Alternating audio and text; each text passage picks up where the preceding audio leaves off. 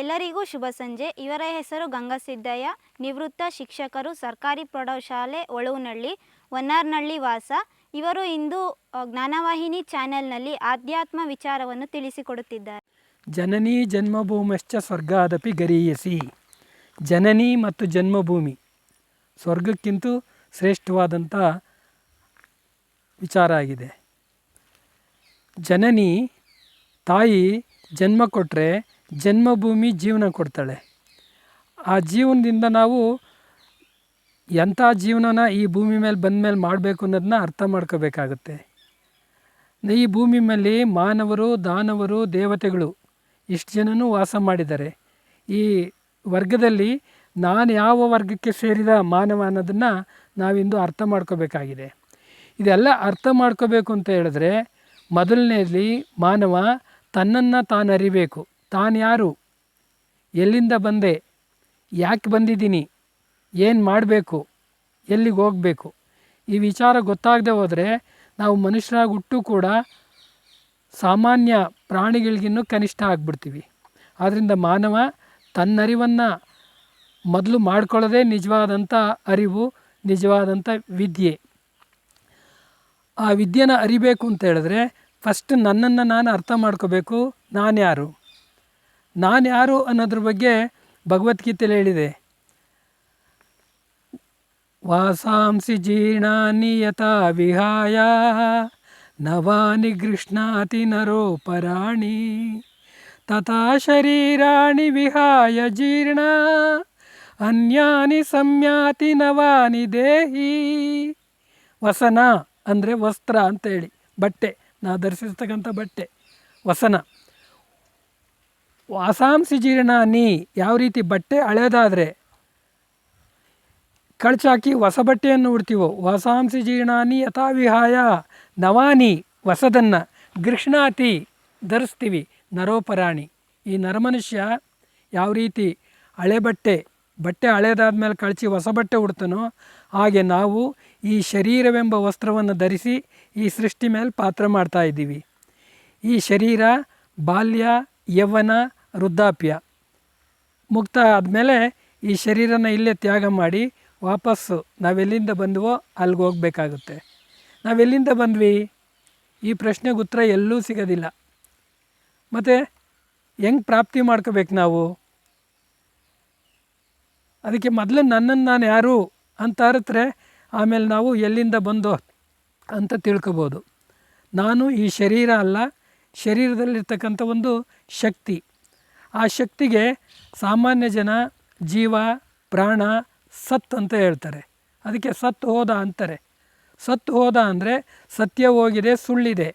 ಈ ಸುಳ್ಳನ್ನು ಮುಚ್ಚಾಕ್ತಾರೆ ಅಥವಾ ಸುಟ್ಟಾಕ್ತಾರೆ, ಪ್ರಕೃತಿನಲ್ಲಿ ಲೀನ ಮಾಡ್ತಾರೆ. ಈ ಸುಟ್ಟೋಗ್ತಕ್ಕಂತಹ, ಕೊಳ್ತೋಗ್ತಕ್ಕಂತಹ ಶರೀರ ನಾನಲ್ಲ, ಇದರೊಳಗಿರ್ತಕ್ಕಂಥ ಒಂದು ಚೈತನ್ಯ ಶಕ್ತಿ. ಆ ಚೈತನ್ಯ ಶಕ್ತಿಗೆ ಆಧ್ಯಾತ್ಮಿಕ ಭಾಷೆಯಲ್ಲಿ ಆತ್ಮ ಅಂತ ಕರೀತಾರೆ. ಅಂಥ ಆತ್ಮ ನಾನು ಈ ಶರೀರವೆಂಬ ವಸ್ತ್ರವನ್ನು ಧರಿಸಿ ಈ ಸೃಷ್ಟಿ ರಂಗಮಂಚದ ಮೇಲೆ ಪಾತ್ರ ಮಾಡ್ತಾಯಿದ್ದೀನಿ.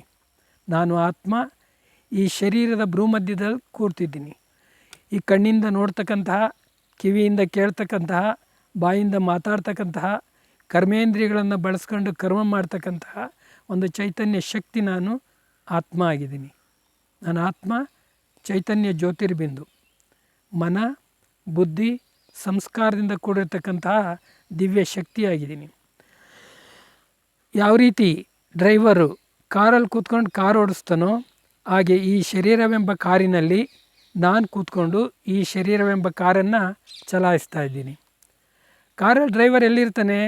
ಎಲ್ಲಿ ಬ್ರೇಕು, ಸ್ವಿಚ್ಚು, ಹಾರನ್ನು, ಸ್ಟೇರಿಂಗ್ ಇರುತ್ತೋ ಅಲ್ಲಿ ಕೂತಿರ್ತಾನೆ. ಅದೇ ಡ್ರೈವರ್ ಹಿಂದೆ ಕೂತ್ಕೊಂಡ್ರೆ ಕಾರ್ ಓಡ್ಸೋಕ್ಕಾಗಲ್ಲ. ಅದೇ ರೀತಿ ಈ ಶರೀರದಲ್ಲಿ ಶಿರಪ್ರಧಾನ ಅಂತ ಹೇಳ್ತಾರೆ. ಶಿರ ಅಂದರೆ ತಲೆ. ಇಲ್ಲಿ ಶರೀರದಲ್ಲಿ ಪೂರ್ಣ ಪ್ರಧಾನವಾದಂಥ ಅಂಗ ಶಿರೋಭಾಗ. ಯಾಕೆಂದರೆ ಇಲ್ಲಿ ಪಂಚೇಂದ್ರಿಯಗಳಿದ್ದಾವೆ, ಜ್ಞಾನೇಂದ್ರಿಯಗಳಿದ್ದಾವೆ. ಕಣ್ಣು, ಕಿವಿ, ಮೂಗು, ನಾಲಿಗೆ, ಚರ್ಮ ಪಂಚೇಂದ್ರಿಯಗಳು. ಇದ್ರ ಜೊತೆಗೆ ಮನ, ಬುದ್ಧಿ, ಸಂಸ್ಕಾರವೂ ಕೂಡ ಈ ಶಿರದಲ್ಲೇ ಇದೆ. ಈ ಶಿರದ ಭ್ರೂಮಧ್ಯ ಸ್ಥಾನದಲ್ಲಿ ನಾನು ಕೂತ್ಕೊಂಡು ಈ ಶರೀರವೆಂಬ ಕಾರನ್ನು ಚಲಾಯಿಸ್ತಾ ಇದ್ದೀನಿ. ಹೈಪಾಥಾಲಮಸ್ ಅಂತ ಹೇಳ್ತಾರೆ. ಮಹಾಮಸ್ತಿಷ್ಕ, ಅನುಮಸ್ತಿಷ್ಕ, ಹಿಮ್ಮೆದುಳು, ಮುಮ್ಮೆದುಳು. ಆ ಮಹಾಮಸ್ತಿಷ್ಕದ ಮುಮ್ಮೆದುಳಿನ ಕೆಳಭಾಗದಲ್ಲಿ ಎರಡು ಹುಬ್ಬುಗಳ ನಡುವೆ ಹೈಪಾಥಾಲಮಸ್, ಅಲ್ಲಿ ಕೂತ್ಕೊಂಡು ಈ ಶರೀರವೆಂಬ ಕಾರನ್ನು ನಡೆಸ್ತಕ್ಕಂತಹ ನಾನೊಂದು ಚೈತನ್ಯ ಶಕ್ತಿ ಆತ್ಮ ಆಗಿದ್ದೀನಿ. ನಾನು ಆತ್ಮ, ಮನ, ಬುದ್ಧಿ, ಸಂಸ್ಕಾರ ಇದೆ. ನಾನು ಆತ್ಮ ಮನಸ್ಸಿನ ಮೂಲಕ ಯೋಚನೆ ಮಾಡುತ್ತಾ, ಯೋಚನೆನೆಲ್ಲ ನಾನು ಕಾರ್ಯದಲ್ಲಿ ತರಲ್ಲ. ಯಾವುದು ಮಾಡಬೇಕು ಯಾವುದು ಮಾಡಬಾರ್ದು ತೀರ್ಮಾನ ತಗೊಂಡು ಕ್ರಿಯೆ ಮಾಡ್ತೀವಿ. ಆ ತೀರ್ಮಾನ ತಗೊಳ್ತಕ್ಕಂಥದ್ದು ಬುದ್ಧಿ. ಮನಸ್ಸು ಯೋಚನೆ ಮಾಡ್ತಕ್ಕಂಥ ಇಂದ್ರಿಯ, ಬುದ್ಧಿ ತೀರ್ಮಾನ ಮಾಡ್ತಕ್ಕಂಥ ಇಂದ್ರಿಯ. ನಾನು ಮನ, ಬುದ್ಧಿ ಯೋಚನೆ ಮಾಡಿ ತೀರ್ಮಾನ ತಗೊಂಡು ಏನು ಕ್ರಿಯೆ ಮಾಡ್ತೀನೋ ಆ ಕ್ರಿಯೆ ನಮ್ಮಲ್ಲಿ ಮನಸ್ಸಲ್ಲಿ ಉಳ್ಕೊಳ್ಳುತ್ತೆ. ಅದನ್ನು ಸಂಸ್ಕಾರ ಅಂತಾರೆ. ಎಂಥ ಸಂಸ್ಕಾರವನ್ನು ಮಾಡ್ಕೊತೀವೋ ಅಂಥ ಮಾನವರು ನಾವು ಆಗ್ತೀವಿ. ಕೆಟ್ಟ ಕೆಲಸ ಮಾಡಿದ್ರೆ, ಕಳ್ತನ ಮಾಡಿದ್ರೆ, ಸುಳ್ಳು ಹೇಳಿದ್ರೆ ಕಳ್ಳ ಅಂತಾರೆ. ಒಳ್ಳೆ ಕೆಲಸ ಮಾಡಿದ್ರೆ ದೇವರು ಅಂತ ಕೈ ಮುಗಿತಾರೆ. ಯಾವಾಗ ಕ್ರಿಯೆನ ಆಯ್ಕೆ ಮಾಡ್ಕೋತೀವಿ ನಾವು, ಆ ಆಯ್ಕೆ ಮಾಡೋ ಆಧಾರ ಜ್ಞಾನ ಆಗಿದೆ. ಅದಕ್ಕೆ ನಾವು ಫಸ್ಟ್ ಜ್ಞಾನಿಗಳಾದರೆ ಸರಿತಪ್ಪಿನ ಪ್ರಜ್ಞೆ ಬೆಳೀತದೆ. ಅದರ ಮೂಲಕ ಮನಸ್ಸು ಬುದ್ಧಿಯನ್ನು ಬಳಸ್ಕೊಂಡು ಒಳ್ಳೆಯ ಸಂಸ್ಕಾರವನ್ನು ಪಡ್ಕೊಂಡು ನಾರಾಯಣನಾಗ್ತಕ್ಕಂತಹ, ನಾರಿ ಶ್ರೀಲಕ್ಷ್ಮಿ ಆಗ್ತಕ್ಕಂತಹ ವಿದ್ಯೆಯನ್ನು ಕೊಡ್ತಕ್ಕಂಥದ್ದೇ ಆಧ್ಯಾತ್ಮ ವಿಚಾರ.